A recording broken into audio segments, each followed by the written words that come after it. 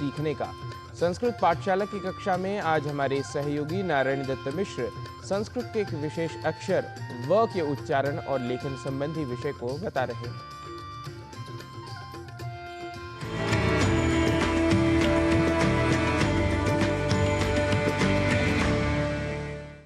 नमो नमः।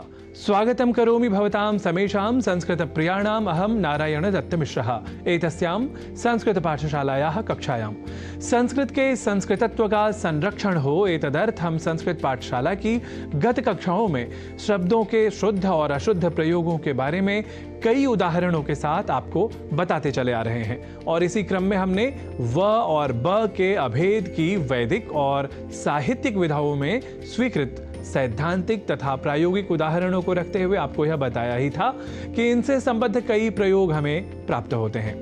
साथ ही हमने यह बताया था कि कितने ही प्रयोग इन सिद्धांतों के विपरीत भी हमें प्राप्त होते हैं, अर्थात कितने ही उदाहरण हैं जहां व और ब के बीच भेद है, यह भी शब्दों की शुद्धता के क्रम में आपने जान लिया था। तो आज संस्कृत की कक्षा में इसी क्रम को आगे बढ़ाते हैं और पहले देख लेते हैं कुछ और उदाहरणों को जहां व और ब के बीच अभेद है, इस सिद्धांत का अनुप्रयोग नहीं होता।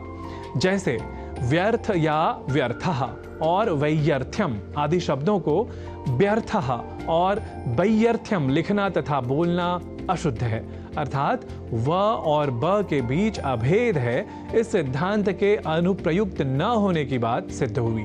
ऐसे ही वसंत या वसंतः और वसंतर्तुः जैसे शब्दों को बसंतः और बसंतर्तुः लिखना और बोलना भी गलत है। और इसी क्रम में विवाह या विवाहः को विवाहः या विवाहः ऐसा उच्चारण करना या लिख जाना भी अशुद्ध है। और हम कह सकते हैं कि इन शब्दों में व को ब के रूप में समझना और फिर वैसा लिखना तथा बोलना जैसे व्यवहार अब इसलिए दृष्टिगत होते हैं क्योंकि व और ब के रूप में बोलना और लिखना प्रादेशिक उच्चारणगत प्रवृत्ति भर का ही प्रतिनिधित्व करते हैं, यह हम कह सकते हैं। ऐसे ही विरोध या विरोधः को विरोधः, विद्रोह या विद्रोहः को विद्रोहः, अर्णव या अर्णवः को अर्णवः, विप्लव या विप्लवः को विप्लवः अथवा विप्लवः लिख जाना और बोल जाना भी यही सिद्ध करते हैं कि इन प्रयोगों में एक क्षेत्रगत उच्चारण का आगमन हो गया है। कहने का तात्पर्य यह कि वैदिक वाङ्मय और साहित्यिक प्रवृत्ति के प्रभाव को हम इन उदाहरणों में प्रतिफलित स्वरूप में नहीं समझ सकते। और अब हम आप सभी को पुनः याद दिला रहे हैं कि कुछ ऐसे भी शब्द हैं जहां व और ब इन दोनों ही अक्षरों के बीच अभेद है। इस स्वीकृति के साथ कई शब्द हमें संस्कृत साहित्य में प्राप्त होते हैं, जैसे आपको याद ही होगा बृहस्पतिः या बृहस्पतिः, बृहत् या बृहत्, वहिः या बहिः और बाह्यम या बाह्यम जैसे उदाहरणों में दोनों ही प्रयोगों की शुद्धता की स्वीकृति हमें संस्कृत के शास्त्रों द्वारा प्राप्त होती है।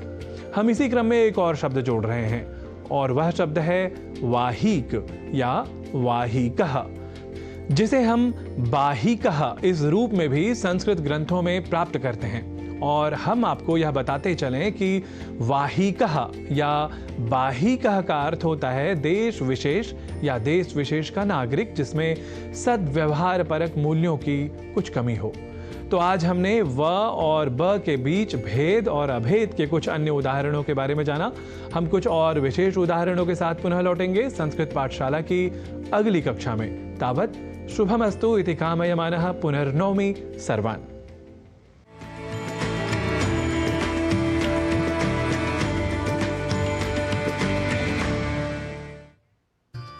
सुप्रभातम कार्यक्रम के अंतर्गत आज के प्रस्तुति क्रम को यहीं देते हैं विराम। कल पुनः होगी आपसे भेंट, तब तक के लिए नमस्कार।